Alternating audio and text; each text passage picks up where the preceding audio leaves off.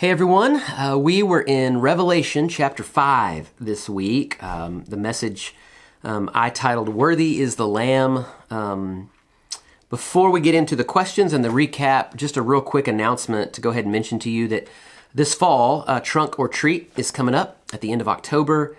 Every year, this is really one of our biggest community engagement events that we do. And in order to make this event successful, we really need individuals or groups who will, be willing to dress up and decorate their trunks or a trunk up for the event. And so, if you or your group are willing to be a part of this event, help us out, you can go to vista.tv/trunk and let us know that you're willing to be a part of that. We will be giving awards away for some of the best trunks out there. So, make it fun, be creative. It's really a pretty fun evening. I think we have some changes we're going to make this year to help some of the flow and things that were problematic last year. But just wanted to go ahead and put that on your radar as small groups. The Trunk or Treat is coming up, and we'd love to have you and your group participate in that. Okay. So the sermon this week, Revelation 5.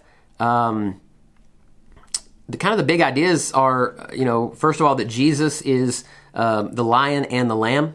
And we kind of unpacked that a little bit, and in one of the questions in a minute, we'll have you do some more of that. But Jesus is both the lion and the lamb.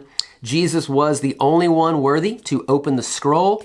And of course, the scroll represents God's redemptive plan or the hope of all the world, all mankind. And then because of that, Jesus is the only one who is truly worthy of our praise.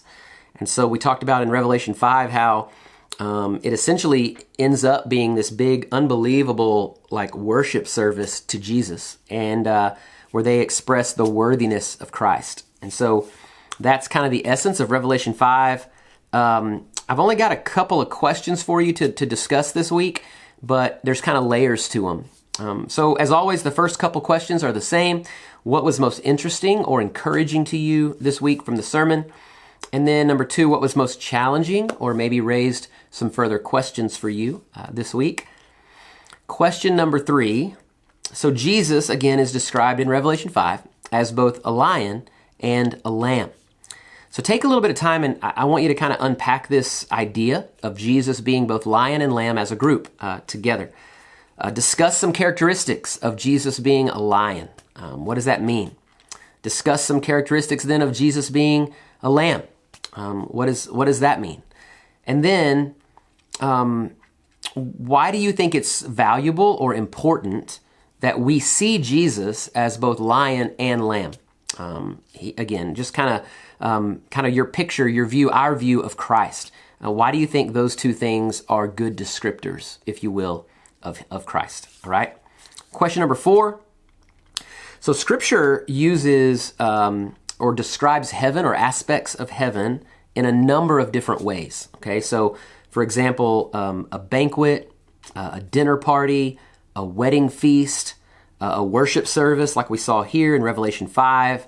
It talks about heaven being like a new earth. And so my question is, what is your favorite view of heaven and why? Okay, and then secondly, why is it important that we, or as Christians, think about heaven from time to time? In other words, why is it important that we be heavenly minded to a certain extent? And how can us being heavenly minded sort of help us live out our life here on earth? All right. So take some time and discuss that a little bit, your view of heaven and why that's important for us to think about. There's no action step this week. And actually, this is my last Sunday preaching. I'm going on sabbatical for a few months, and so I will miss you, and I will see you and be back in time for our Advent series in December. All right? Y'all have a great week. We'll see you.